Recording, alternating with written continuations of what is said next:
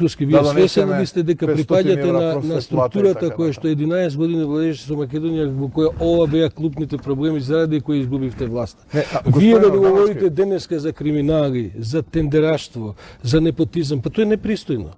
Мислам, стварно е непристојно. Имајте барем доволно пристојност да кажете, видите, во Македонија таков менталитет, таква е климата, сите се непотизми. Знаете дека вам ви забележа дека сте вие резултат на непотизам. Бидејќи татко ви се вработивте на државниот универзитет.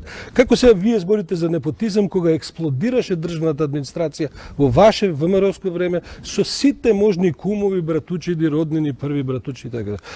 Сакам да ви кажам, се обидувам да ја сведам оваа дискусија на еден сепак пореален контекст. Вие говорите за криминална оваа власт, па во моментов има 5-60 криминални случаи кои се водат за претходната власт. Мислам, тоа ве прашувам, како можете така сега да одеднаш како ништо да не се случило, како се треба да заборавиме? Сега, ако